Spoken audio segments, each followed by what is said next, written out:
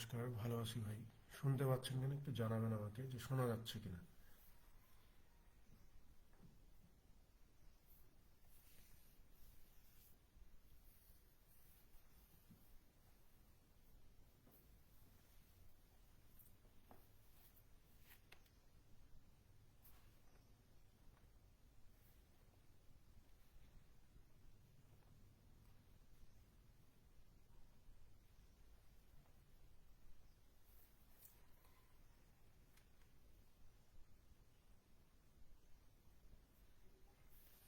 শুনতে পাচ্ছেন কিনা একটু জানাবেন।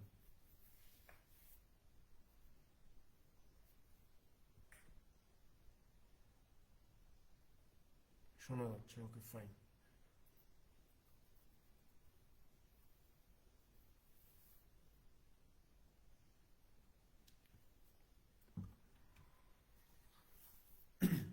দেখেন, আজকে আমরা বাংলাদেশ ব্যাংকের অফিসার জেনারেল 2019 সালের প্রশ্নগুলো সমাধান করব। এখানে বোধহয় 23-24টার মতো প্রশ্ন আছে। প্রশ্নগুলো আহামরি কোনো কঠিন প্রশ্ন না, সহজ সহজ প্রশ্নই দেওয়া আছে। শুরু করে দেই।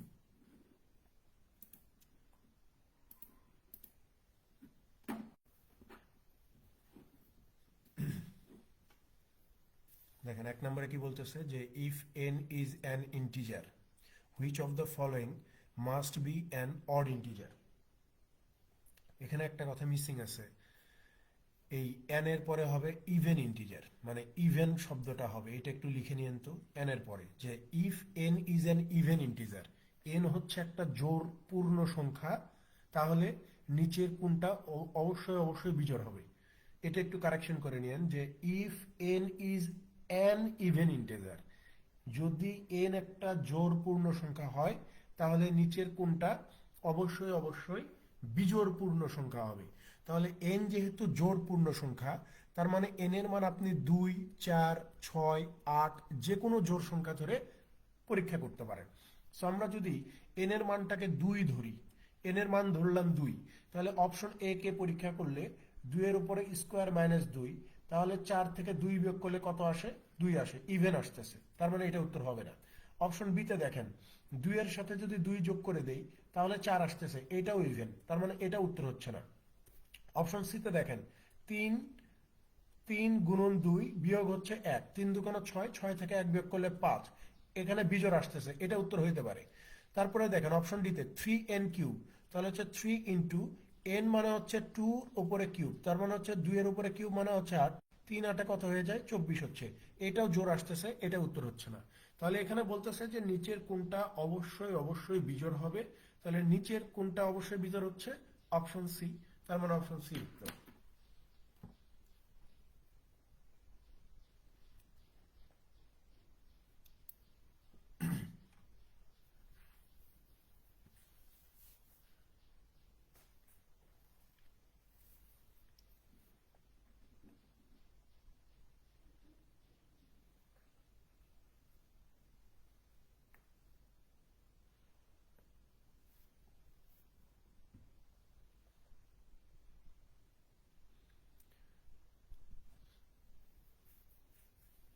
পরেরটাতে চলে যান, 2 নম্বর।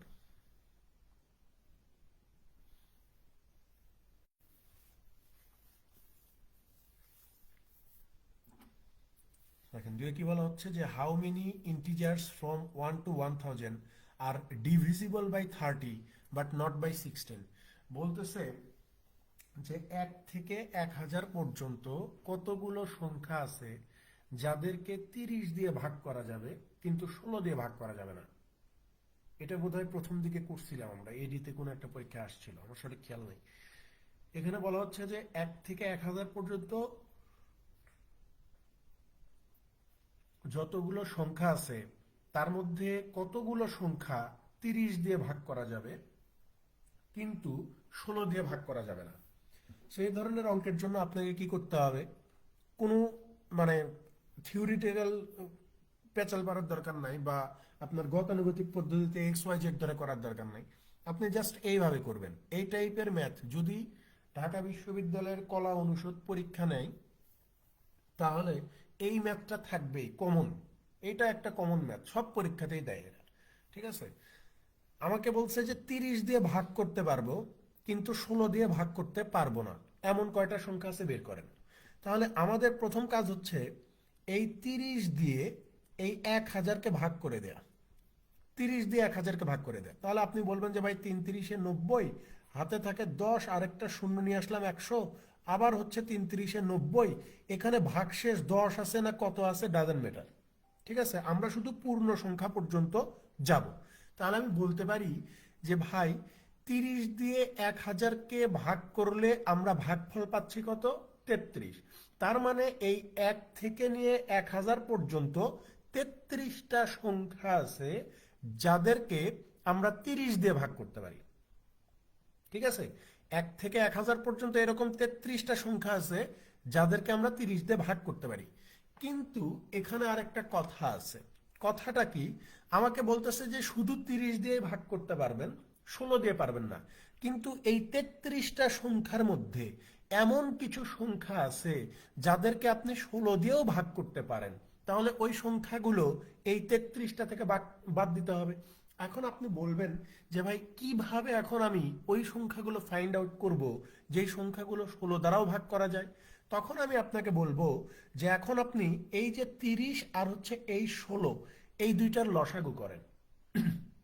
30 আর 16 লসাগু, সো 30 আর 16 লসাগু করলে আপনি 240 পাবেন। ঠিক আছে, 240 অর্থাৎ 240 একটা সংখ্যা, 480 একটা সংখ্যা, 720 একটা সংখ্যা, 960 একটা সংখ্যা, এই চারটা সংখ্যা আছে যাদেরকে আপনি 30 দিয়েও ভাগ করতে পারেন, 16 দিয়েও ভাগ করতে পারেন।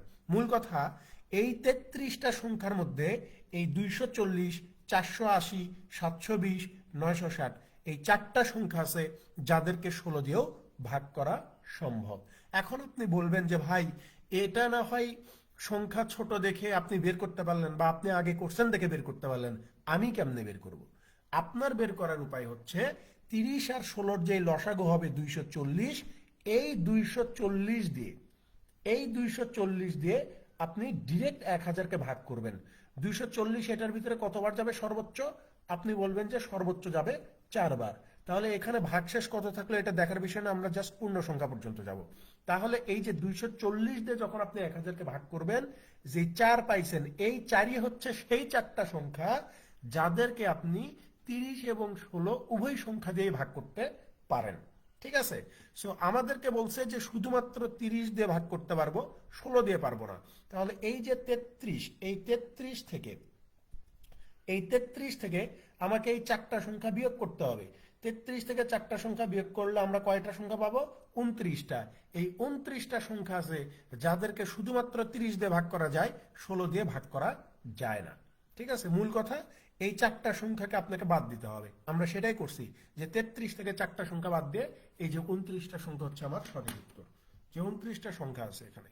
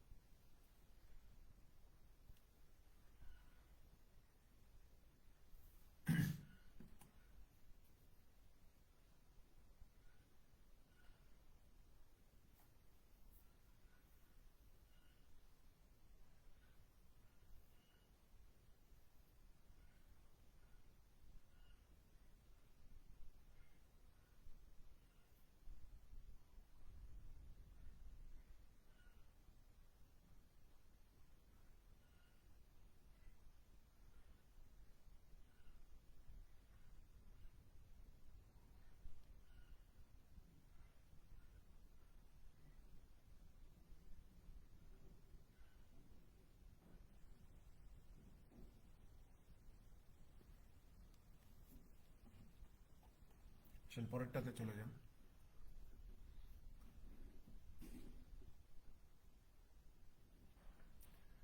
দেখেন এখানে কি বলা হচ্ছে যে bus fare were recently increased from টাকা 1.70 টু টাকা 2, what was the approximate percentage of increase? বলতেছে যে বাসের ভাড়া 1 টাকা 70 পয়সা থেকে বৃদ্ধি করে 2 টাকা করা হয়েছে, তাহলে বাস ভাড়া কত পার্সেন্ট বৃদ্ধি পাইছে? কথা বুঝছেন? বাস ভাড়া প্রথম ছিল 1 টাকা 70 পয়সা, এটাকে বৃদ্ধি করে 2 টাকায় করা হয়েছে, তাহলে এখানে কত টাকা বৃদ্ধি করছে? আপনি বলবেন যে ভাই 30 পয়সা বৃদ্ধি করছে। কত পয়সা বৃদ্ধি করছে? 30 পয়সা বৃদ্ধি করছে। তো বলতেছে যে এইটাই পার্সেন্টেজে কত সেটা দেখান। তাহলে এই যে 1 টাকা 70 পয়সার উপরে 30 পয়সা বৃদ্ধি করছে, এটা পার্সেন্টেজে দেখাইতে হবে। ঠিক আছে? তাহলে আমরা উপরে কত বলতে পারি? উপরে 0.30-এর সাথে 100 গুণ দিলে 30 পাওয়া যাবে, আর নিচে কত? 1.70। এখানে এই দশমিকটাকে যদি উঠায় দেই, ঠিক আছে, দশমিকটাকে যদি উঠায় দেই, তাহলে উপরে কয় শূন্য লিখতে হবে? 2 শূন্য। তাহলে এই শূন্য আর এই শূন্য কেটে দেন, 17 300-র ভিতরে কতবার যাবে? আপনি বলবেন যে ভাই 17কে 17, হাতে থাকে 3, 13, 13 আর শূন্যতে কত? 130, 7 17 119, অর্থাৎ 17 দশমিক সামথিং কিছু একটা। এখানে যে পার্সেন্টেজটা পাবো, এখানে যে পার্সেন্টেজ হিসাব করে যেটা পাবো, সেটা 17 দশমিক সামথিং কিছু একটা পার্সেন্ট। সো এখানে এটা উত্তর হবে না, এটা উত্তর হবে না, 15 তো উত্তর হবে না, তার মানে উত্তর হচ্ছে 18। যেহেতু আমাকে বলেছে যে অ্যাপ্রক্সিমেট একটা ভ্যালু বের করেন, সো এটার উত্তর হচ্ছে 17 দশমিক সামথিং কিছু একটা। সো অ্যাপ্রক্সিমেট এটা 18% বৃদ্ধি পাবে। ঠিক আছে, যে বাসের ভাড়া 18% বৃদ্ধি পাবে।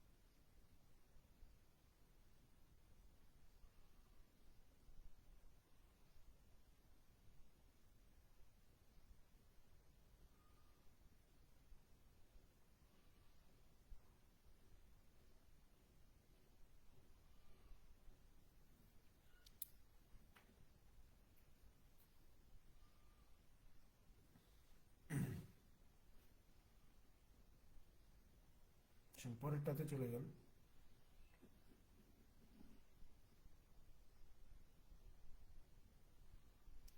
দেখেন, 4 নম্বরে বলতেছে যে which of the number below is not equivalent to 20%, অর্থাৎ নিচের কোনটা 20%-এর সমান হইতে পারবে না, অর্থাৎ 20%-এর সমান হবে না কোনটা। সো 20% সমান সমান আমরা চাইলেই 20/100 লিখতে পারি, সো এটা আপনার উত্তর হবে না। এই 20/100-কে চাইলেই 1/5 লিখতে পারি, তার মানে এইটা উত্তর হবে না। এই 1/5-কে চাইলে আমরা 0.2ও লিখতে পারি, সো এটাও আমার উত্তর হবে না। উত্তর হবে কোনটা? এইটা, যে এই যে 20%, এই 20% সমান সমান কখনোই আপনি 0.5 লিখতে পারবেন না। ঠিক আছে, 20% সমান সমান কখনোই 0.5 লেখা যায় না, বাদ বাকি ওই তিনটাই লেখা যায়। 20% সমান সমান 20/100 লেখা যায়, 1/5ও লেখা যায়, 0.2ও লেখা যায়।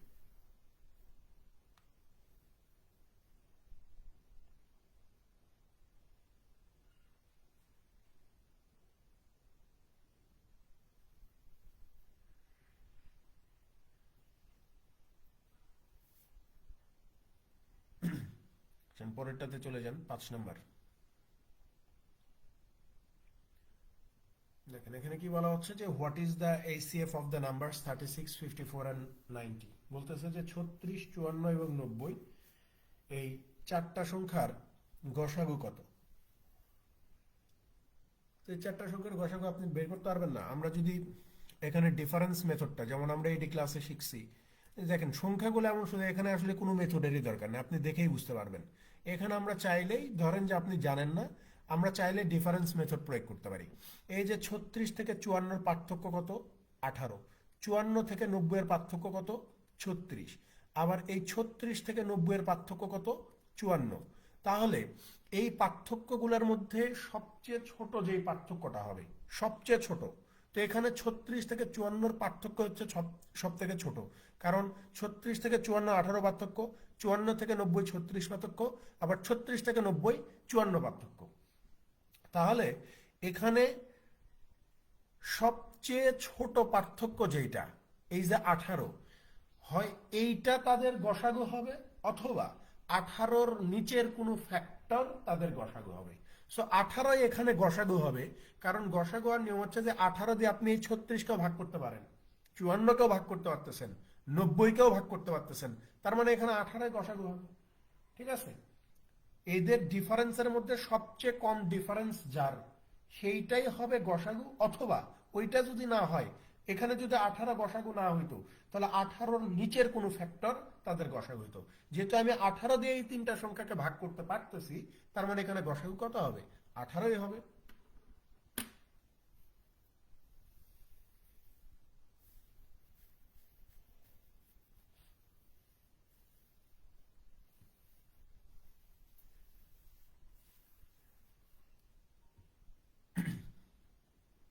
পরেরটাতে চলে যান, 6 নম্বর।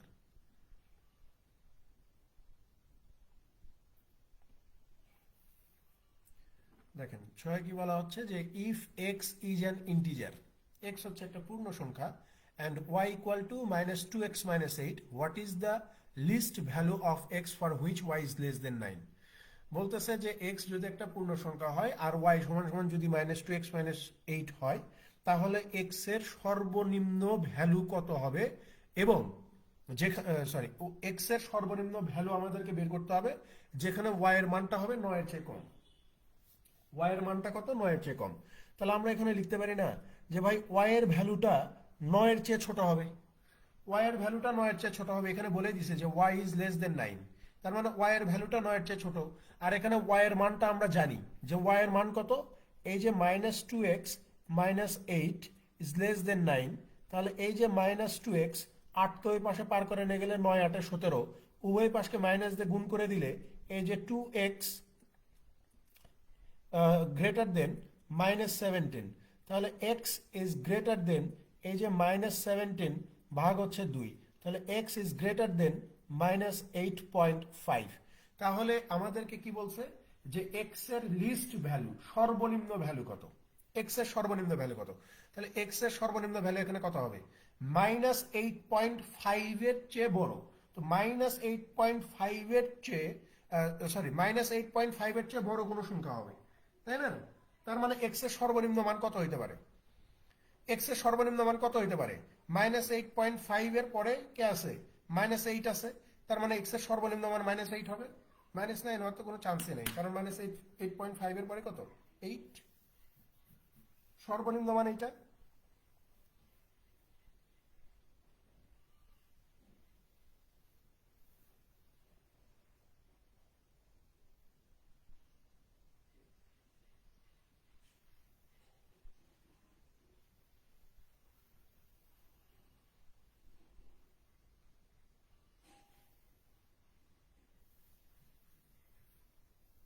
এক্স এর মান -8.5 এর চেয়ে বড়, তো বড় তো যে কোনো কিছু হইতে পারে, কিন্তু বলতেছে যে সর্বনিম্ন কত হবে?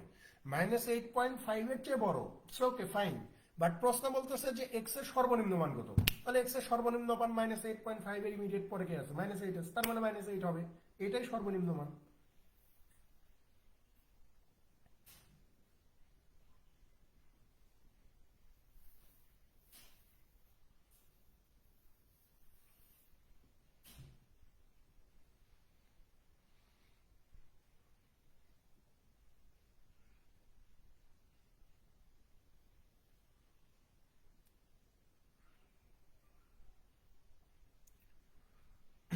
আসুন পরেরটাতে চলে যান, 7 নম্বর।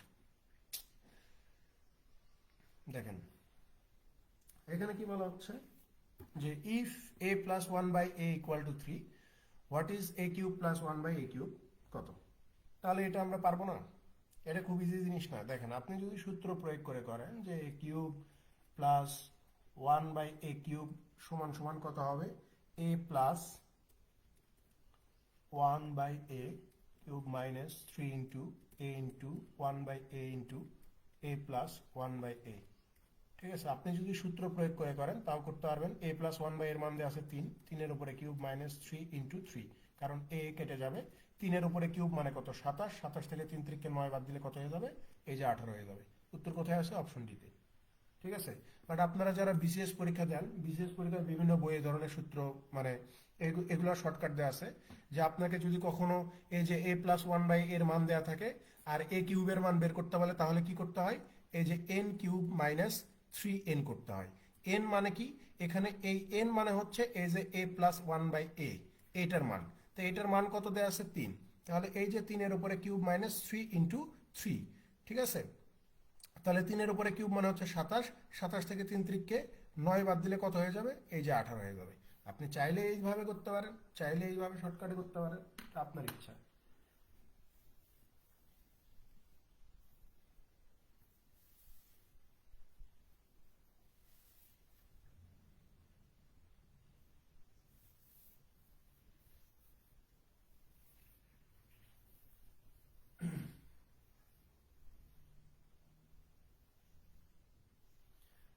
হ্যাঁ, স্কোয়ারের ক্ষেত্রেও করা যাবে। স্কোয়ারের ক্ষেত্রে হচ্ছে আপনার just n square minus two করতে হয়, এন স্কোয়ার মাইনাস টু করতে হয়। ঠিক আছে, এটা শুধু স্কোয়ারের ক্ষেত্রে না, এটা অনেক ক্ষেত্রে করা যায়। মানে পাওয়ার যতই দিক আপনি এগুলা থেকে বের হইতে পারবেন। এটা এন স্কোয়ার মাইনাস টু, যখন স্কোয়ার বলবে তখন এন স্কোয়ার মাইনাস টু করে দিবেন। ঠিক আছে, যখন স্কোয়ার বলে তখন এন স্কোয়ার মাইনাস টু। আপনি এডি ব্যাচে আসেন না, এডি ব্যাচে দেখাই দেবো এগুলা। ঠিক আছে, স্কোয়ার বললে just n square minus two করতে হয়, স্কোয়ার যদি বলে। এডি ব্যাচে এগুলো দেখাই দেবো, সমস্যা নেই। তো এগুলোর একটা মজার ইয়ে আছে, বুঝতে পারছেন? এই যে অনেক সময় দেখবেন যে অনেকেই ম্যাজিক দেখায় না, যে এখানে কিউব না থেকে যদি 99 থাকতো, যে a to the power 99 plus one a to the power 99, বা a to the power 207 plus one by a to the power 207, তাইলে কি হইতো? 5 সেকেন্ডে উত্তর। ইউটিউবে সার্চ দিলে দেখবেন যে এগুলা বের হয়ে গেছে, মানে 5 সেকেন্ডে উত্তর বের হয়ে গেছে। এগুলার খুব সুন্দর একটা সাইকেল আছে, ওই সাইকেলে ফালাইলে পাওয়ার আপনি যতই দেন না কেন, উত্তর আপনার 5-10 সেকেন্ডেই বের হবে। ঠিক আছে,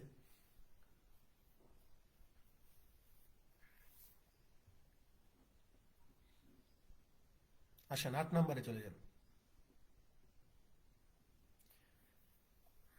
দেখেন এখানে কি বলা হচ্ছে, যে if sec theta plus tan theta equal to এক্স, then tan theta is equal to what? sec theta plus tan theta এর মান দেওয়া আছে, আমাদেরকে tan এর মান বের করা লাগবে। ওকে, দেখেন আমরা যদি ম্যাথটাকে এইভাবে করি, যে sec theta plus tan theta is equal to কত দেওয়া আছে? এক্স দেওয়া আছে, তাই না? আমরা জানি যে sec square theta plus, sorry, minus square minus B square না, minus tan square theta is equal to কত? 1। এটা জানি না, যে sec square theta minus tan square theta is equal to কত হয়? 1 হয়। তাহলে আমরা এখন লিখতে পারি যে ভাই এই যে sec theta plus tan theta into sec theta, sec theta minus tan theta is equal to কত? 1। তাহলে এই যে সেক থ্যাটা প্লাস ট্যান থ্যাটার মান আমাদের দেওয়া আছে কত? এক্স। তাহলে এক্স গুণন এই যে সেক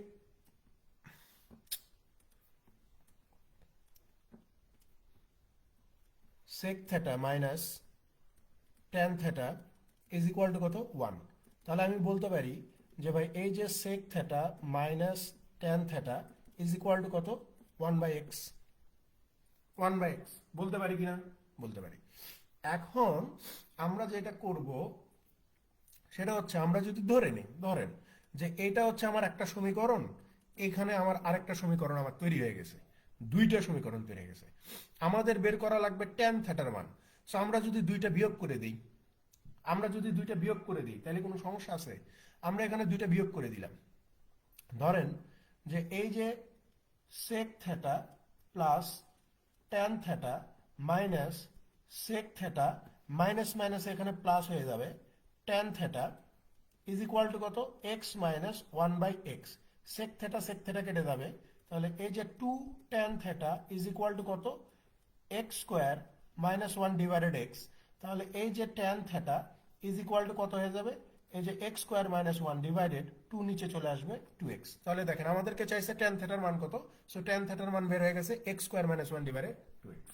ঠিক আছে ভাই, আর্টস ফ্যাকাল্টি পরীক্ষা নিলে কিছু কমন জিনিস পাবেন, এই জন্য এই যে পোলাপান এখন শুরু করছে যে আর্টস ফ্যাকাল্টিকে কেন নিয়ে আসে না। এইটা হইতেছে কমন টাইপ কোয়েশ্চেন, এই প্রশ্ন আসবেই, এই প্রশ্ন আসবে। তারপরে এর আগে একটা ডিভিজিবিলিটির ম্যাথ করাইলাম, ওইটা আসবে। ইভেন ইন্টিজারের ম্যাথ করাইলাম, ওইটা আসবে। মানে এগুলো হচ্ছে কমন, এইগুলা আসবে এবং এগুলা খুবই সহজ প্রশ্ন, পোলাপানের মুখস্থ হয়ে গেছে। এই জন্য এখন এরা মানে অনেকেই চাচ্ছে যে আর্টস ফ্যাকাল্টি আসুক, কিন্তু আর্টস ফ্যাকাল্টি আসলে ঝামেলা আছে। আর্টস ফ্যাকাল্টির রেকর্ড কিন্তু ভালো না, বুঝতে পারছেন? আর্টস ফ্যাকাল্টির রেকর্ডও ভালো না। আপনার প্রশ্ন সহজ হইলে কোনো লাভ নেই, আপনার যদি প্রশ্ন ফাঁস হয়ে যায় তাইলে তো ঝামেলা, তাইলে আরো বেশি ঝামেলা। আর প্রশ্ন কঠিন হোক, প্রশ্ন ফাঁস না হোক।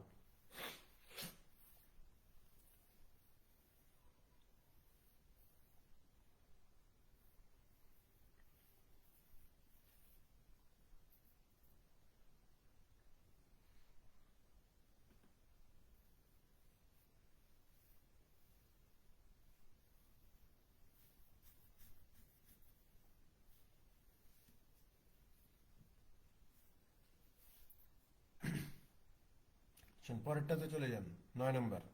এই টাইপের একটা ম্যাথ, মানে এটা জাস্ট স্লাইডলি একটু ঘুরাই দিছে।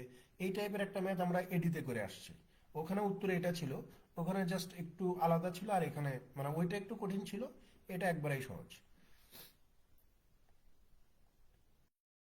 দেখেন এখানে বলা হচ্ছে যে if the length of a rectangle is increased by 20% and width is decreased by 20%, what is the change area of the rectangle. বলতেছে যে একটা আয়তক্ষেত্রের দৈর্ঘ্য যদি 20% বৃদ্ধি করা হয়, প্রস্থকে যদি 20% কমানো হয়, তাহলে ক্ষেত্রফলে কি ধরনের পরিবর্তন আসবে।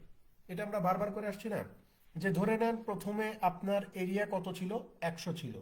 সো আপনি দৈর্ঘ্যটাকে যখন 20% বৃদ্ধি করে দিচ্ছেন তখন 120 হয়ে যাচ্ছে। তারপরে যখন এখান থেকে আবার 20%কে কমায় দিচ্ছেন, তখন এটা মানে এরিয়া টু আপনার কত হয়ে যাচ্ছে, তখন 120 থেকে 20% কমে গেলে 24 কমে যায়, 120 থেকে 24 কমে গেলে 96 হয়ে যাবে। তো বলতেছে যে ক্ষেত্রফলে কি ধরনের পরিবর্তন আসবে।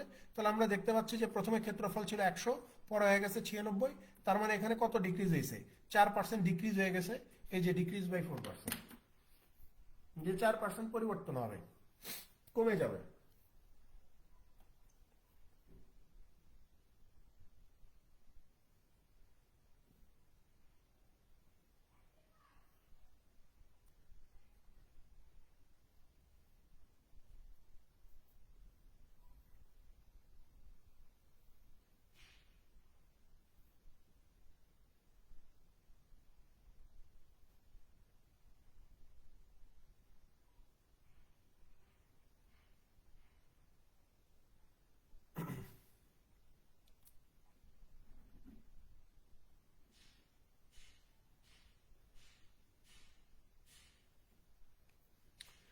এটাই এখন মনে করেন সবচেয়ে বড় চ্যালেঞ্জ, মানে প্রশ্ন ফাঁস। কারণ প্রশ্ন ফাঁস তো শুধু একজনের কাছে করে না বা দুইজনের কাছে করে না। যদি একজন দুইজনের কাছে করতো তাইলে না হয় মনকে বুঝ দেওয়া যাইত যে হ্যাঁ একজন দুইজন পাইছে। প্রশ্ন পাই শত শত জন, এটা হয়ে গেছে বড় ঝামেলা। একবার যদি লিক হয়ে যায়, ধরেন কথার কথা, আপনি কোনোভাবে প্রশ্নটা পাইছেন, ধরে নিলাম আপনি প্রশ্ন কিনছেন ভাই, ধরেই নিলাম আমি যে আপনি প্রশ্ন কিনে নিয়ে আসছেন। So, আপনি যখন প্রশ্ন কিনে নিয়ে আসছেন বা ঠিক আছে, ওরা যেটা বলে যে আপনাকে ওরা নিয়ে যাবে, মানে প্রশ্ন যখন আপনার হাতে তো আর প্রশ্ন দিবে না, ধরেন যে পরীক্ষার আগের রাতে ওরা আপনাকে ওদের কাছে রাখবে। সো যার কাছেই রাখুক, যেখানেই রাখুক না কেন, আপনি আপনার মতো এরকম দেখবেন যে আরো 50 জন, 60 জন, 100 জন মানুষ, বা ওদের তো যে নিউজে যেগুলো দেখা যায় যে ওদের আলাদা আলাদা বুথ থাকে। ধরেন যে আপনাকে মিরপুরে নিয়ে গেছে, ওই বুথে হয়তো 14 জন, আরেকজনকে মোহাম্মদপুর, ওখানে দেখা গেছে ওখানে আরো 14 জন, আরেকজনকে গুলিস্তান নিয়ে গেছে, ওখানে যে দেখলো সে আরো 20 জন বসে আছে। তাহলে এরকম যদি 10টা 15টা করে বুথ থাকে, আর প্রত্যেকটা বুথে যদি 10 জন 15 জন করে থাকে, তাহলে চিন্তা করে দেখেন কি অবস্থা হবে। এই প্রশ্ন ফাঁসটাই হচ্ছে সবচেয়ে বড় একটা ঝামেলা। অনেক ছেলে পেলে পরীক্ষা দিয়ে বলে না যে ভাই আমার 1 নম্বরের জন্য হইল না, 2 নম্বরের জন্য হইল না। কেন হয় না? এই যে এইগুলোর কারণে হইতেছে না। কারণ যদি প্রশ্ন ফাঁস না হতো তাহলে এই টিকে যেত। ঠিক আছে? বা এই যে রিটেনে হয়তো প্রশ্ন পাওয়ার পরে ভাই আপনি যদি রিটেনের প্রশ্ন 8 ঘন্টা আগেও পান, ব্যাংকের রিটেনের প্রশ্ন যদি 8 ঘন্টা আগেও পান, তাও তো আপনার লাভ। আপনার ম্যাথ সবগুলাই ঠিক হবে, আপনার অনুবাদে 100 100 হবে, তারপরে হচ্ছে আপনার আহ, সাধারণ জ্ঞান 100 100 হয়ে যাবে, প্যাসেজের উত্তর 100 100 হবে। ফোকাস রাইটিং বলেন বা এই সে বলেন, আপনি তো একবার দেখে যাবেন, খুব ভালোভাবে দেখে যাওয়া সম্ভব। একটা ফোকাস রাইটিং মুখস্থ করতে ধরলাম যে আপনাকে মুখস্থই করে নেবে, ইংরেজি একটা ফোকাস রাইটিং মুখস্থ করতে বা একটু ধারণা নিতে 1 ঘন্টা সময় যথেষ্ট, বা বাংলা একটা ফোকাস রাইটিং ভালোভাবে ধারণা নিতে 1 ঘন্টায় যথেষ্ট। ঠিক আছে? 8 ঘন্টা আগে প্রশ্ন পাইলেও তো বিশাল লাভ। প্রশ্ন কঠিন হোক কিন্তু প্রশ্ন ফাঁসটা না হোক, এটা হচ্ছে আমার কথা। প্রশ্ন ফাঁস হয়ে গেলে চাকরি আসলে 35 করলেও অনেকেরই হবে না। বুঝতে পারছেন? ঝামেলা আছে। এখানে কি বলা হচ্ছে যে the some of the 17th terms of the series 5 9 13 17। বলতেছে যে এই যে এখানে একটা সিরিজ দেয়া আছে, এই নাম্বার সিরিজে 17টা সংখ্যা আছে। এই যে 5 9 13 17, এই 4টা সংখ্যার মতো এখানে আরো 13টা সংখ্যা মিলে টোটাল 17টা সংখ্যা আছে। এই 17টা সংখ্যার সমষ্টি কত, এটা আমাকে বের করতে হবে। সো এখানে এই যে এন, এন মানে হচ্ছে কতগুলা পদ আছে এখানে, এখানে 17টা পদ আছে, তাহলে এন মানে হচ্ছে 17। তাহলে প্রথম পদ কত এখানে? প্রথম পদ মানে হচ্ছে এই যে 5 দেওয়া আছে। ঠিক আছে? এখানে এই যে সংখ্যাগুলো দেওয়া আছে এদের কমন ডিফারেন্স কত? 4। এখানেও 4, এখানেও 4। তার মানে এই সংখ্যাগুলোর মধ্যকার যে পার্থক্য সেটা কত? 4। আমরা এই যে সাম বের করার সূত্র জানি না? সাম বের করার সূত্র কি? n/2 into 2a plus n-1 into D, এই সূত্র না? তাহলে n/2, n এর মান কত? এই যে 17/2। 2a, 2a মানে কত? এই যে 2 ইন্টু 5 প্লাস n-1 মানে কত? এই যে n মানে হচ্ছে 17, 17 থেকে 1 বিয়োগ করে দিলে কত? এই যে 16। ডি মানে কত? এই যে কমন ডিফারেন্স কত? এই যে 4। ঠিক আছে? তাহলে খেয়াল করেন এখানে 17/2 গুণন, এখানে তো গুণ অবস্থায় আছে, 5 দুগুণ 10, 4 ষোলং 64, 64 আর 10-এ কত হয়ে যায়? আমরা কি এখানে ভুল করলাম?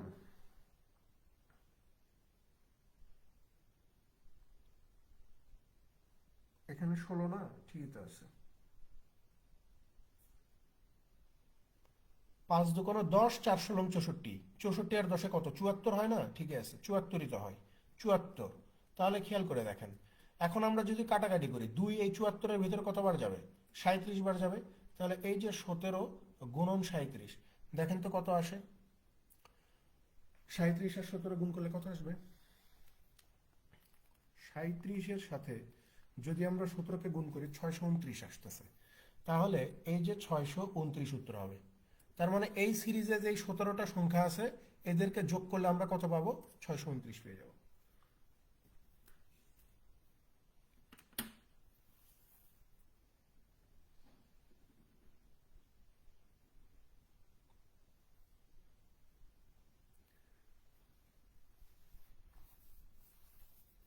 কঠিন মানে কি ভাই? কঠিন সবার জন্যই কঠিন। আইবি এর প্রশ্ন ঠিক আছে কঠিন আছে, আপনার কঠিন হলেও যে কাট মার্কস কম হবে। আর কঠিন তো শুধু ধরেন যে আপনার আমার জন্য না, সবার জন্যই কঠিন। ইভেন এই যে পেট্রো বাংলার যে পরীক্ষাটা হয়েছে, এখানে তো আইবি এর অনেক ছেলেবেলায় পরীক্ষা দিয়েছে, তাদের কাছেও কঠিন মনে হয়েছে বিষয়টা, যে তাদের কাছেও কঠিন লাগছে। কিন্তু সব পরীক্ষায় একটা জিনিস মাথায় রাখেন যে সব পরীক্ষা এরকম করবে না। যেমন আপনারা বিমা কোম্পানির পরীক্ষা দিলেন না, বিমার পরীক্ষাও তো আইবিএই নিছে। কঠিন করছে? কঠিন করে নাই। এখন সব পরীক্ষা ওরা কঠিন করবে না। কিছু পরীক্ষা থাকে যে গতকালকেও বলছে যে অ্যাপ্লিকেন্ট বাদ দেওয়ার জন্য কঠিন করতে বাধ্য হয়। বুঝতে পারছেন? এটা হচ্ছে একটা বড় কথা।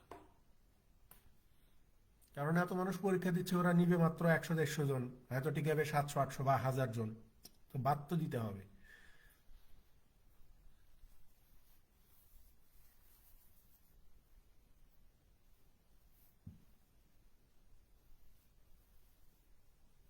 2014 সালে, 2014 কি আপনার হ্যাঁ 2014 সালেই 2014 সালেই বাংলাদেশ ব্যাংকের অ্যাসিস্ট্যান্ট ডিরেক্টরের প্রিলি পরীক্ষার কাটমার্কস ছিল মাত্র 39। 2014 সালে, বুঝতে পারছেন? মানে এই কথাটা এই জন্য বললাম যে 2014 সালের অ্যাসিস্ট্যান্ট ডিরেক্টর হিসেবে আমার মামা আছে, ঠিক আছে, উনি এখন জেডি হয়ে গেছে, জয়েন্ট ডিরেক্টর। 2014 সালে যখন উনি পরীক্ষা দেয় তখন কাটমার্কস ছিল মাত্র 39 কি 40, ঠিক আছে। কিন্তু 2014-র প্রশ্ন আমরা সলভ করে আসছে না। 2018-র পরে আমরা যখনই প্রশ্ন সলভ করছি তখন আপনারা বলছেন যে প্রশ্ন এত ইজি কেন, এত ইজি হয় তো ভালো ছিল। আমাদের কাছে এখন ইজি লাগতেছে, বাট তখন ওই প্রশ্নটাই কঠিন ছিল, হিউজ কঠিন।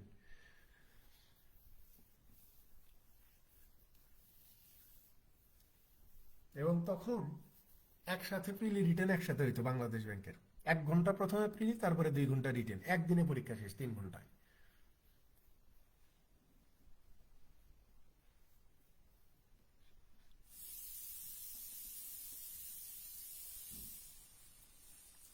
পরেরটাতে আসেন, 11 নম্বর। দেখেন এখানে কি বলা হচ্ছে যে all possible 3-digit numbers are formed by 135. If one number is chosen randomly, the probability that it would be divisible by 5 is. এখানে বলতেছে 3টা ডিজিট দেওয়া আছে, এই যে 1 3 5, এই 3টা ডিজিট দিয়ে 3 অঙ্কের কতগুলো সংখ্যা গঠন করা যাবে, 3 অঙ্কের কতগুলো সংখ্যা গঠন করা যায়, এবং তার মধ্যে থেকে 1 নাম্বার ইজ চুজেন র্যান্ডমলি। আপনি এই 3 অঙ্ক দিয়ে যতগুলো 3 অঙ্কের সংখ্যা গঠন করতে পারবেন, তার মধ্যে একটা সংখ্যাকে যদি আপনি র্যান্ডমলি পিক করেন, তাহলে সেইটা 5 দ্বারা নিঃশেষে বিভাজ্য হওয়ার সম্ভাবনা কত? ঠিক আছে, কথা বুঝছেন? 1 3 5 এই 3টা ডিজিট দিয়ে 3 অঙ্কের যতগুলো সংখ্যা গঠন করা যায়, ওই সংখ্যাগুলোর মধ্যে থেকে যদি আমি একটা সংখ্যাকে র্যান্ডমলি পিক করি, তাহলে ওই সংখ্যাটা 5 দ্বারা নিঃশেষে বিভাজ্য হওয়ার সম্ভাবনা কত? আমরা এটা বারবার বলছি যে একটা সংখ্যাকে আপনি 5 দিয়ে ভাগ করতে পারবেন কি পারবেন না, এইটা বোঝার সহজ উপায় হচ্ছে যে যদি কোনো সংখ্যার একক স্থানীয় অঙ্ক 5 হয় অথবা 0 হয়, তাহলেই শুধুমাত্র ওই সংখ্যাকে 5 দ্বারা নিঃশেষে বিভাজ্য করা সম্ভব। যদি কোনো সংখ্যার একক স্থানীয় অঙ্ক 0 হয় অথবা 5 হয়, তাহলেই শুধুমাত্র ওই সংখ্যাটাকে 5 দ্বারা ভাগ করা সম্ভব। এখন কথা হচ্ছে যে ভাই, প্রবাবিলিটি মানে আমরা জানি যে favourable outcome divided total outcome. So এখানে টোটাল আউটকাম মানে হচ্ছে এই 3টা ডিজিট দিয়ে কতগুলো সংখ্যা গঠন করা সম্ভব। আপনি বলবেন যে 3টা ডিজিট দিয়ে 3 ফ্যাক্টোরিয়াল গঠন মানে সংখ্যা গঠন করা সম্ভব। 3 ফ্যাক্টোরিয়াল মানে কত? 3 into 2 into 1 is equal two 6, মানে 6টা সংখ্যা গঠন করা সম্ভব। তা এখন বলা হচ্ছে যে ফেভারেবল আউটকাম। দেখেন আমার এই যে 5, অর্থাৎ ইউনিট ডিজিটকে আমি পাস করব, এমন 2টা সংখ্যা গঠন করা সম্ভব। এক হচ্ছে 135 আর একটা হচ্ছে 315। একটা হচ্ছে 135 আর একটা হচ্ছে 315। কারণ এখানে 6টা সংখ্যা, তো আমি যদি আপনাকে 6টা সংখ্যা একটু লিখে দিই যে এইরকম সংখ্যাগুলো এখান থেকে গঠন করা সম্ভব। মূলত একটা সংখ্যা হইতে পারে 135, ঠিক আছে, আরেকটা সংখ্যা হইতে পারে 153, আরেকটা হইতে পারে 315 করতে পারি, 351 করতে পারি একটা সংখ্যা, তারপরে আমরা 513 করতে পারি, তারপরে আমরা করতে পারি কত, 531 করতে পারি, ঠিক আছে। 531 করতে পারি। তাহলে কয়টা হলো? 1টা 2টা 3টা 4টা 5টা 6টা, মানে এই যে 3টা অঙ্ক, এই 3টা অঙ্ক দিয়ে এরকম 6টা সংখ্যা গঠন করা সম্ভব। এইরকম 6টা, এই জন্য বলতেছি যে এই 3টা ডিজিট দিয়ে মূলত 3 ফ্যাক্টোরিয়াল বা 6টা সংখ্যা গঠন করা সম্ভব। এই 6টা সংখ্যার ভিতরে 2টা সংখ্যা আছে, একটা হচ্ছে 135 আর একটা হচ্ছে 315। এই 2টা সংখ্যাকে শুধুমাত্র আপনি 5 দিয়ে ভাগ করতে পারবেন, কারণ এই 2টা সংখ্যার ইউনিট ডিজিটে 5 আছে। তাহলে আপনার ফেভারেবল আউটকাম কত? 2। তাহলে এখানে প্রবাবিলিটি কত হবে? 2 দিয়ে 6কে ভাগ করলে কত হয়ে যায়? 1/3 হয় না? তাহলে একটা সংখ্যা মানে এই 6টা সংখ্যা থেকে যদি আপনি একটা সংখ্যাকে পিক করেন এবং ওই সংখ্যাটা 5 দ্বারা ডিভিজিবল হওয়ার যে প্রবাবিলিটি বা সম্ভাবনা, সেটা কত? 1/3।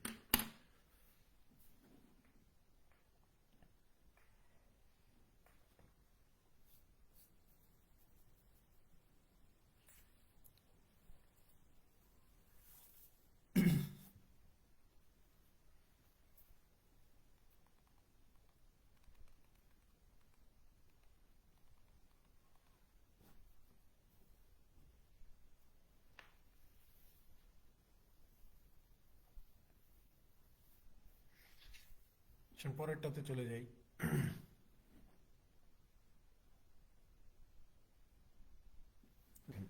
এখানে বলা হচ্ছে যে the three sides of a triangle x plus 1, 2x minus 1 and 3x plus 1 respectively and the perimeter is 25 centimeter.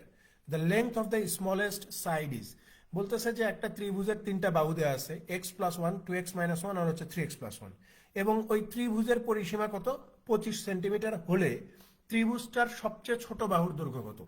আমরা জানি যে ত্রিভুজের পরিসীমা কি তিনটা বাহুর দৈর্ঘ্যের সমষ্টি। তাহলে তিনটা বাহু এখানে দেয়া আছে যে x plus 1 plus 2x minus 1 plus এই যে 3x plus 1, এই যে ত্রিভুজের তিনটা বাহু যোগ করলে আমরা কত পাবো, পরিসীমা পেয়ে যাব হচ্ছে 25। এখন দেখেন x আর 2x, 3x আর 3x কত 6x ইজ ইকুয়াল টু কত 1 1 কেটে গেল, 25 থেকে এই একটা বিয়োগ করলে এই যে 24। তাহলে এই যে x ইজ ইকুয়াল টু কত হবে, আপনি বলবেন যে ভাই 424। তাহলে এখানে সবচেয়ে ছোট বাহুর দৈর্ঘ্য কত হবে, এই যে x plus 1 এটার মান কত হবে 4 আর 1 5 হবে, 2x minus 1 এটার মান কত হবে 4 2 8, 8 থেকে 1 বিয়োগ করলে এই যে 7 হবে, এই যে 3x plus 1 এটার মান কত হবে 3 4 12 আর 1 কত হবে 13 হবে। তো বলতেছে যে সবচেয়ে ছোট বাহুর দৈর্ঘ্য কত, তো সবচেয়ে ছোট বাহুর দৈর্ঘ্য হচ্ছে 5 সেন্টিমিটার, এই যে উত্তর অপশন এতে। ঠিক আছে, সবচেয়ে ছোট বাহু হচ্ছে 5 সেন্টিমিটার।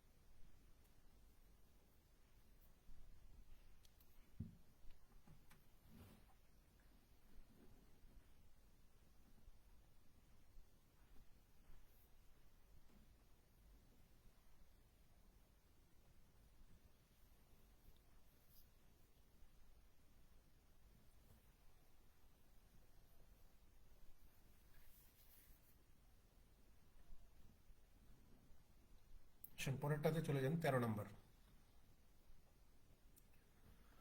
দেখেন এখানে সবকিছু দেওয়া আছে যে if x is to y equal to 5 is to 3 then 8x minus y is to 8x plus 5y সমান কত। মানে x এর মান হচ্ছে এখানে 5 আর এই যে y এর মান এখানে দেওয়া আছে কত 3। তাহলে এই যে 8x minus 5y অনুপাত 8x plus 5y কত হবে।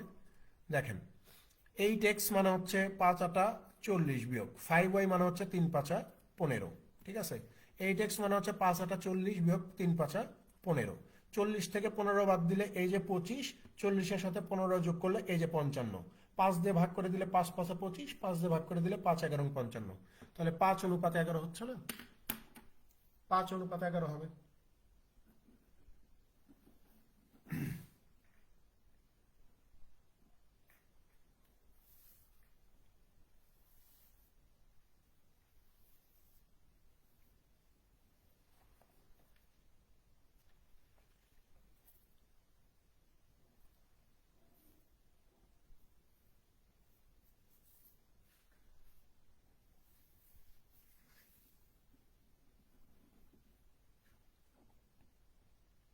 আচ্ছা 14 নম্বরে আসেন। এখানে বলতেছে যে দ্য ডিফারেন্স ইন টাকা between simple and compound interest at 5% annually on a some of টাকা 5000 আফটার 2 ইয়ার্স ইজ। বলা হচ্ছে যে 5000 টাকার 2 বছরের 5% হারে সরল সুদ আর যৌগিক সুদের পার্থক্য কত এটা বের করেন। 5000 টাকার 2 বছরের 5% হারে সরল সুদ আর যৌগিক সুদের পার্থক্য কত। তাহলে আপনি এখান থেকে খুব সহজে কম্পাউন্ড ইন্টারেস্ট বের করতে পারবেন যে ভাই যেহেতু 2 বছর বলছে তার মানে 2 বছরের কোড প্রয়োগ করেন 2 অনুপাত 1। 5000-এর 5% কত, 5000-এর 5% হচ্ছে 250, 250-র আবার 5% কত, 250-র 5% হচ্ছে 12.5। তাহলে এখানে কম্পাউন্ড ইন্টারেস্ট কত হবে, 250 দোকানে হচ্ছে 500 যোগ হচ্ছে 12.5, তার মানে কম্পাউন্ড ইন্টারেস্ট হচ্ছে 512 টাকা 50 পয়সা। আর যদি আপনি চিন্তা করেন যে সিম্পল ইন্টারেস্ট বের করব, এটাও বের করতে পারবেন। এই যে 5000 টাকা 2 বছর 5% হার, 2 0 2 0 কেটে দেন, 50 দোকানো কত হয় 100, 100 আর 5 কত এই যে 500। তাহলে খেয়াল করেন এই যে কম্পাউন্ড ইন্টারেস্ট আর হচ্ছে সিম্পল ইন্টারেস্টের তাহলে পার্থক্য কত হচ্ছে? এই যে 512 টাকা 50 পয়সা বিয়োগ হচ্ছে 500 ইজ ইকুয়াল টু হচ্ছে 12 টাকা 50 পয়সা। উত্তর আছে অপশন এতে, যে সিম্পল ইন্টারেস্ট আর কম্পাউন্ড ইন্টারেস্টের পার্থক্য হচ্ছে 12 টাকা 50। এগুলো করার দরকারই পড়ে না। যখন আমি কম্পাউন্ড ইন্টারেস্ট বের করবো তখনই আমি বুঝতে পারবো যে এই যে আড়াইশোর যে আড়াইশোর যে 5% 12.5, এটাই হচ্ছে সিম্পল আর কম্পাউন্ড ইন্টারেস্টের পার্থক্য হবে মূলত। কারণ এই 500-র সাথে এই 500-র একটা মিল আছে, ঠিক আছে। এক্সট্রা যা পাচ্ছি সুদের ওপরে সুদ, যেটা এখানে 250 টাকা হচ্ছে আমার সুদ, কম্পাউন্ড ইন্টারেস্ট মানে হচ্ছে সুদের ওপরে সুদ। তাহলে এই 250-র উপরে সুদ পাচ্ছি আমি আবার 12.5 টাকা, 12.5 টাকা। তার মানে এই 12.5 টাকাটাই আমার ডিফারেন্স সৃষ্টি করতেছে সিম্পল ইন্টারেস্টের সাথে, ঠিক আছে। তার মানে এই 12.5টাই হচ্ছে আমার পার্থক্য হবে। এত হিসাব করতে হয় না, জাস্ট দেখাই দিলাম আর কি। কম্পাউন্ড ইন্টারেস্ট বের করার সময় বোঝা যাবে যে পার্থক্যটা কত।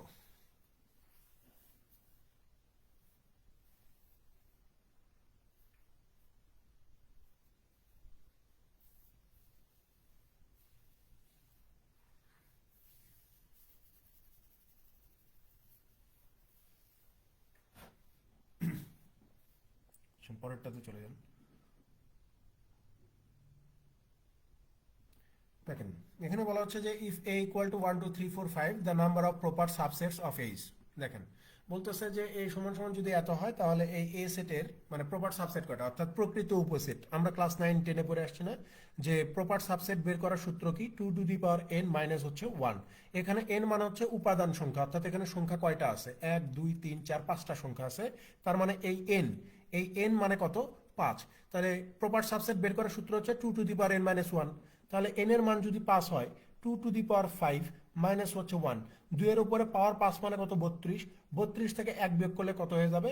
এই যে 31 হবে। এই যে অপশন সি তে উত্তর।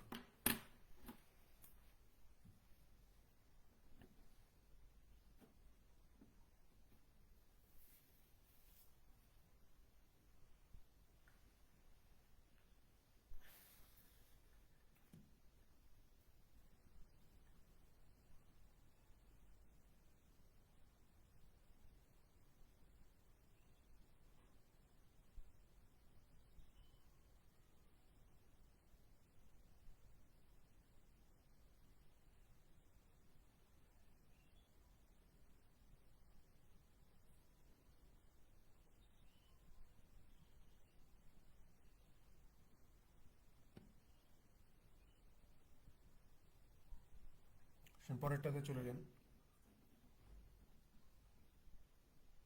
বলেন এটার উত্তর কত? 16 নম্বরের উত্তর কত বলেন? এটা কি করাবো বলেন? 16-র উত্তর কত হবে দেখি।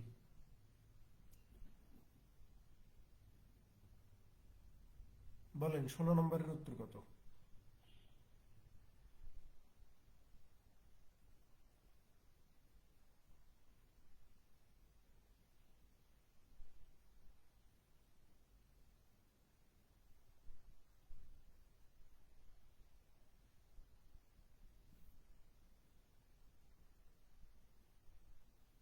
রাইট, ফয়সাল ভাই উত্তর দিয়ে দিছে, যে উত্তর হইতেছে 2।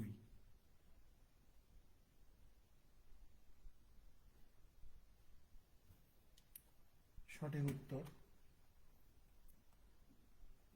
দেখেন এখানে বলতেছে যে ভাই এই যে লগ 36 কত? লগ 6। তাহলে লগ 36কে আমরা এভাবে লিখতে পারি না? 2কে সামনে নিয়ে আসেন, লগ 6 ডিভাইডেড লগ 6, কেটে গেলে থাকবে কে? শুধু 2 থাকবে। উত্তর কোথায় আছে? অপশন ডিতে আছে।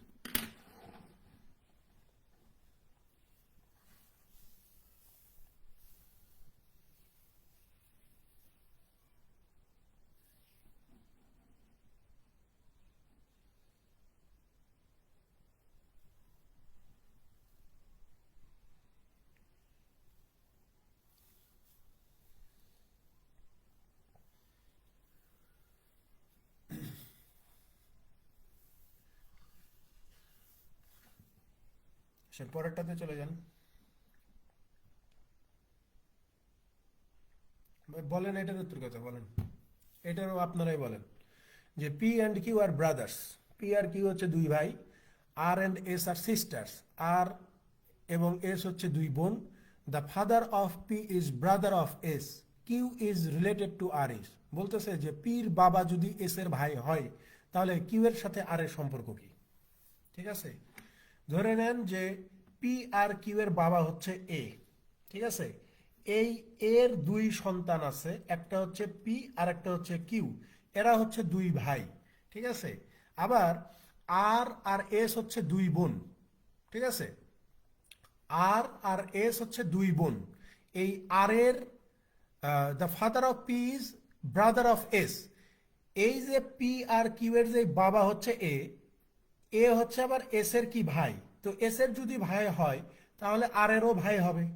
তার মানে এইটা যদি সিস্টার হয়, এইটা যদি সিস্টার হয়, এইটা হচ্ছে ব্রাদার কামস ফাদার, তাই না? আর এরা হচ্ছে দুই ভাই, এরা হচ্ছে দুই ভাই। তো জিজ্ঞাসা করছে যে কিউ ইজ রিলেটেড টু আর, যে কিউ এর সাথে আপনার আর এর সম্পর্কটা কি, অর্থাৎ এই যে আর এর সাথে কিউ এর যে সম্পর্ক, এই সম্পর্কটা বের করতে বলছে। বলেন তো কি সম্পর্ক, বলেন। ধরে নেন যে কিউ হচ্ছেন আপনি, আর হচ্ছে আপনার বাবার বোন, এ হচ্ছে আপনার বাবা। তাহলে আর যদি আপনার বাবার বোন হয় তাহলে আপনার কি হবে? আপনার সাথে আপনার বাবার বোনের সম্পর্ক কি, বলেন। হ্যাঁ, আপনার সাথে আপনার বাবার বোনের সম্পর্ক হচ্ছে ফুফু ভাতিজার সম্পর্ক, তাই না? তার মানে আর হবে কিউ এর ফুফু বা আন্ট। এইটাই উত্তর, উত্তর আছে হচ্ছে অপশন ডিতে। সম্পর্ক নির্ণয়ের অঙ্ক দেয় না, লিখে গেছে।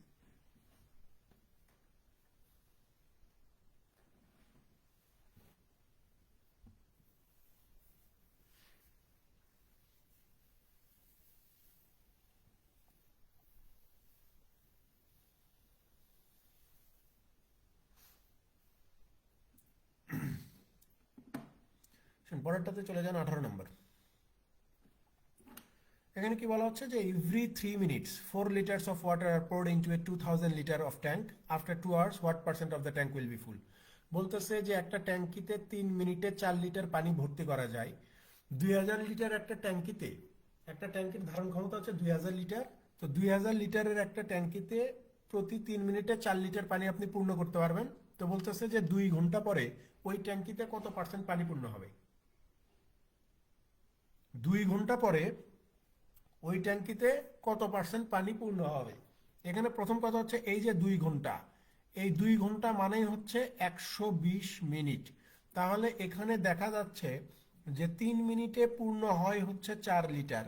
তাহলে এই যে 2 ঘন্টা বা 120 মিনিটে পূর্ণ হবে কত, 4 × 120 ডিভাইডেড হচ্ছে 3, এখানে 4 বার যাবে, 4×4 160 লিটার। তাহলে এই যে 2000 লিটারের মধ্যে 160 লিটার যদি আমি পূর্ণ করতে পারি, এটা কত পার্সেন্টের সমান হবে? এই 2 শূন্য এই 2 শূন্য কেটে দেন, 20 160-এর ভিতরে যাবে 8 বার, তার মানে 8% পানি পূর্ণ হবে 2 ঘন্টায়। 2 ঘন্টায় পূর্ণ হবে কত, 8%।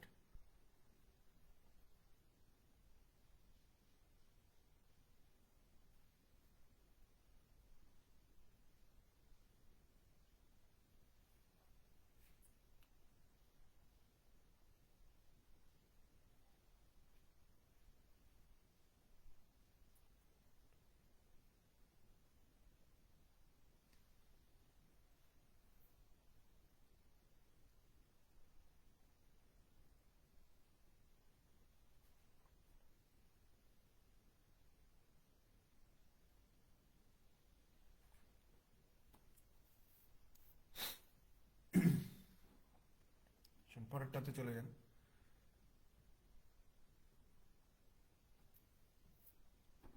এখানে বলা হচ্ছে যে the next number in the sequence, মানে এই নাম্বারগুলোর পরের সংখ্যাটা কত হবে।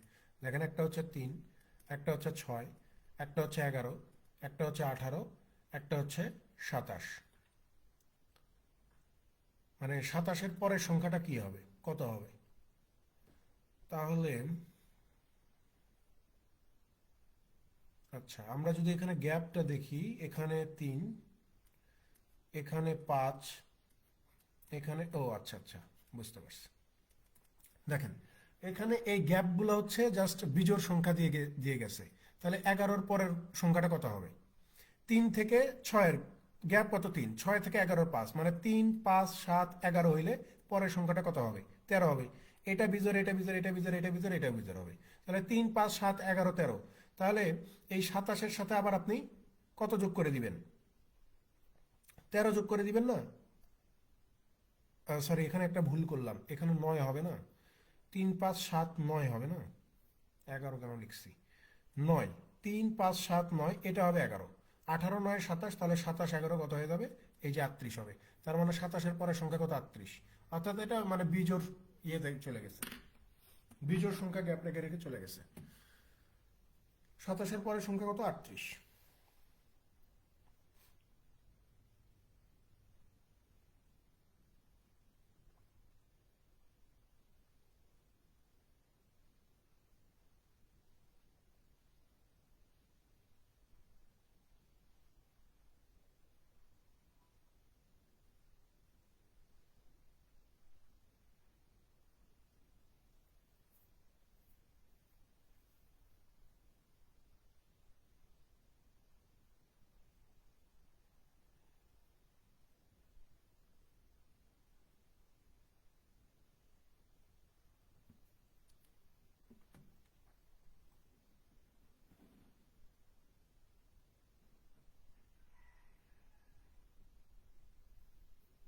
কোনটা ভাই?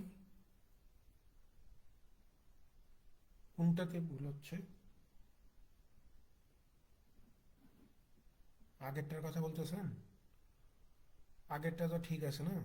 আগেরটা তো ঠিক আছে।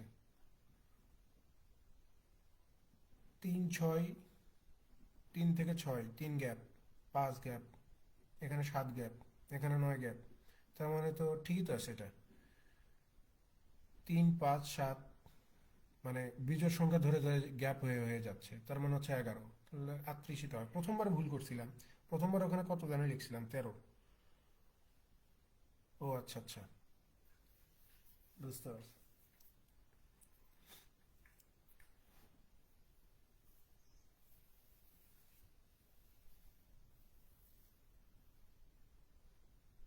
দেখেন পরেরটাতে যান, 20 নম্বর। দেখেন 20-এ কি বলতেছে যে the average of 6 numbers is 14। 6টা সংখ্যার গড় দেওয়া আছে 14। The average of 4 of this numbers is 15। তার মধ্যে 4টা সংখ্যার গড় হচ্ছে 15। The average of the remaining 2 numbers, তাহলে অবশিষ্ট 2টা সংখ্যার গড় কত হবে? তাহলে 6টা সংখ্যার গড় যদি 14 হয়, এই 6টা সংখ্যার সমষ্টি কত? আপনি বলবেন যে 6 ইন্টু 14 ইজ ইকুয়াল টু 84। চার 4টা সংখ্যার গড় দেওয়া আছে 15। তাহলে এই 4টা সংখ্যার সমষ্টি কত হবে? আপনি বলবেন যে ভাই 4 ইন্টু 15 ইজ ইকুয়াল টু 60। তাহলে বাদ বাকি যে এই 2টা সংখ্যা থাকে, এই 2টা সংখ্যার সমষ্টি কত হবে? আপনি বলবেন যে বাদ বাকি যে এই 2টা সংখ্যা আপনার থাকলো, এই 2টা সংখ্যার সমষ্টি হচ্ছে 24। সো আমাকে বের করতে হবে এই 2টা সংখ্যার এভারেজ কত সেইটা। তার মানে 24 ভাগ হচ্ছে 2 ইজ ইকুয়াল টু হচ্ছে 12। এই 12 হচ্ছে অবশিষ্ট 2টা সংখ্যার গড়।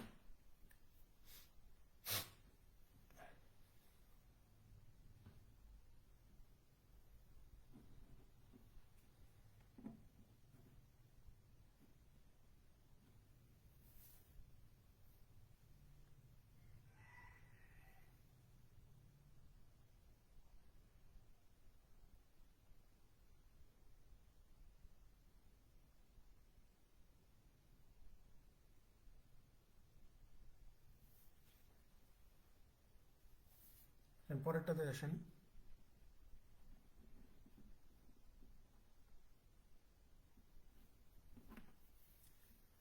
দেখেন 21-এ বলা হচ্ছে যে if 2x minus 1 is greater or equal then minus 3। Okay fine. 2x minus 1 হচ্ছে গ্রেটার অর ইকুয়াল মাইনাস 3। তাহলে আমরা এখানে লিখতে পারি যে 2x গ্রেটার অর ইকুয়াল, 1কে যদি ওই পাশে পার করে দেই তাহলে এটা প্লাস 1 হয়ে যাবে। তাহলে আমরা বলতে পারি যে 2x is greater or equal কত? -2। তাহলে এখানে x এর ভ্যালুটা কত হবে? -2 ভাগ 2, তাহলে x is greater or equal -1। কোথায় আছে? অপশন বিতে। মানে x এর মানটা -1 এর চেয়ে বড় অথবা -1 এর সমান হবে।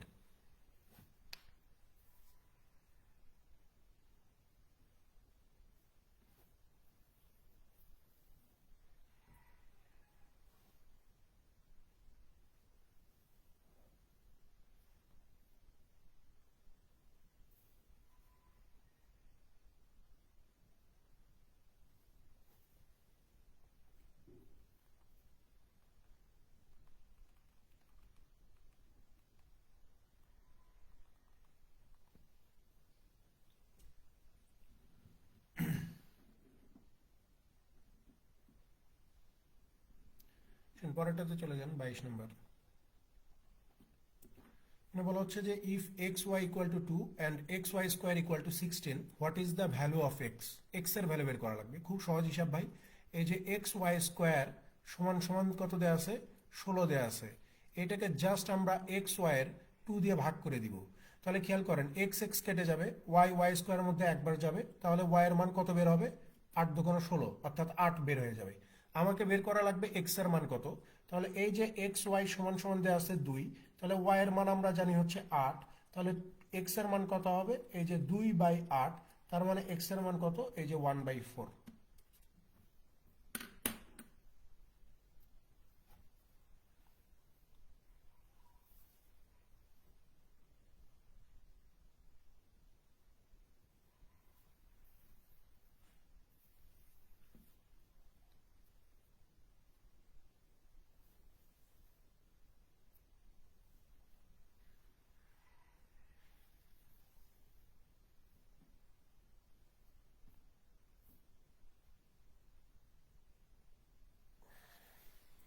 পরেরটাতে চলে যান, 23 নাম্বার।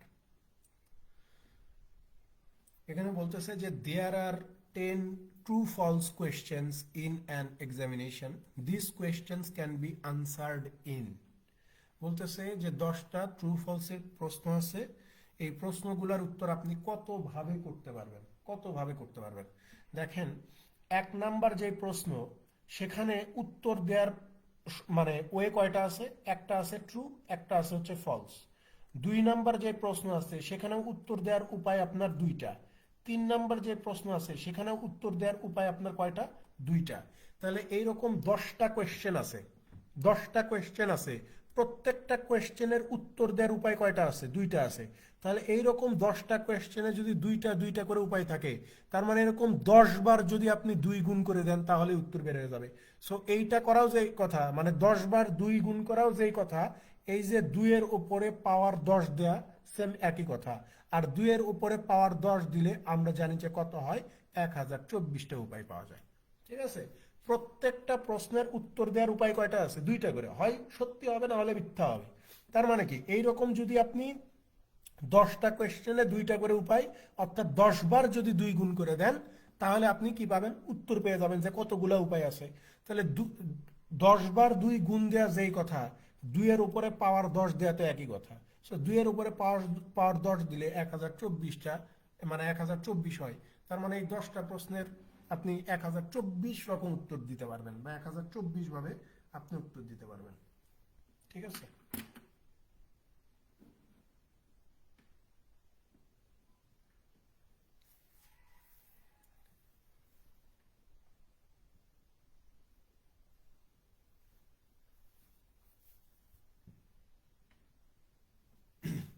আগে আপনারাও বোধহয় এটা করে আসছেন।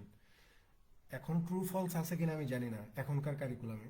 আমাদের সময় ট্রু ফলস ছিল, যে যেইটা ট্রু সেটা তো ট্রুই, আর যেটা ফলস হইতো সেটা ফলস লিখে আবার মানে সত্যিটা লিখতে হতো, যে এটা ফলস, সত্যি হচ্ছে এইটা।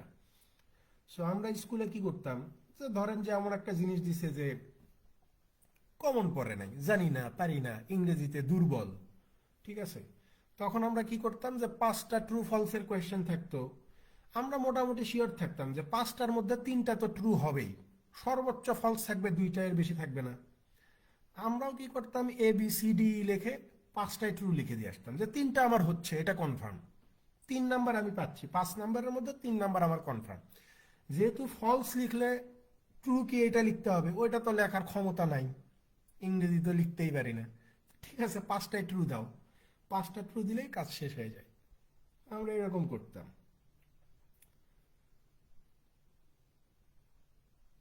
মানে এহেন কোনো চোরামি বুদ্ধি নাই যে যেটা স্কুল কলেজে প্রয়োগ হয় নাই। এই জন্যই আমাদের সমস্যা। না, ঘামানোর তো দরকার নাই। দেখেই আপনি চিন্তা করে দেখেন, নর্মাল একটা জিনিস। কারণ আপনি ধরেন যে পড়ে গেছেন, অনেক কিছুই পড়ে গেছেন, প্রত্যেকটা প্যাসেজের নিচেই ট্রু ফলস থাকতো, এবং প্রত্যেকটা প্যাসেজেই 3টা করে ট্রু থাকতো, বেশিও থাকতো, ফলস থাকবে কম। বললাম যে সর্বোচ্চ ফলস 2টা থাকবে। সো আমার তো ওখানে প্যারা নেওয়ার দরকার নাই। দেন 5টাই ট্রু দেন, 3 নাম্বার পাচ্ছেন আপনি কনফার্ম।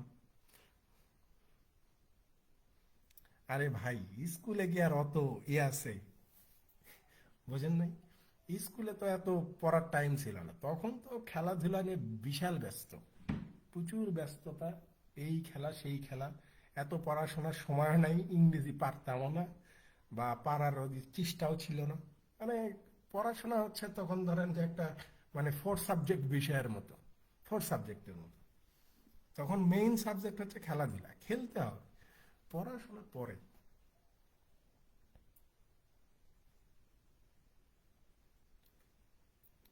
টাইম ছিল না বলতে, যে সারাদিন খেলতাম, খেলার ভীষণ লোভ, যতক্ষণ পড়বো ততক্ষণে খেলা হবে, খেলার ভীষণ ইয়ে ছিল।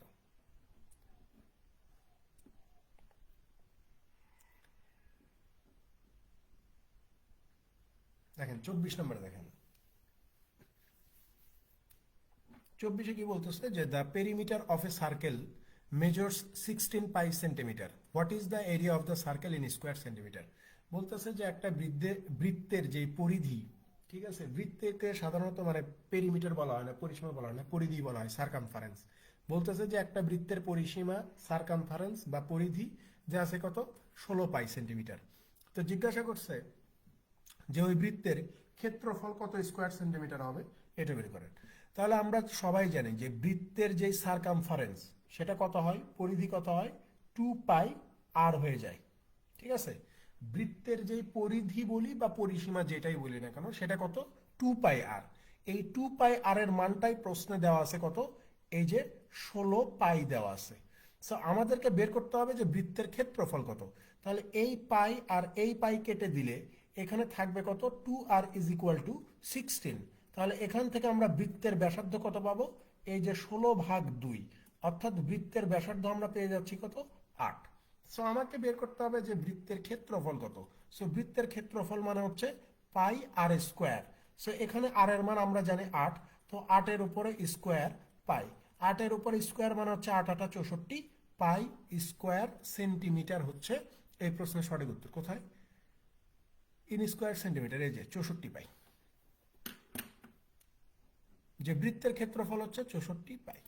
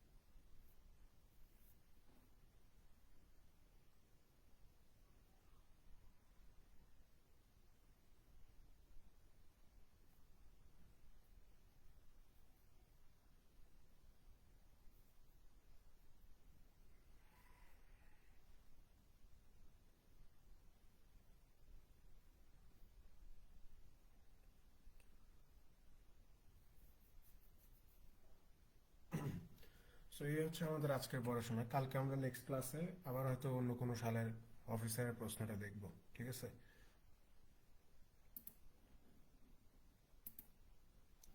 তো ভালো থাকবেন সবাই, দেখা হবে ইনশাল্লাহ আগামীকালকে সকালবেলা। আল্লাহ হাফিজ।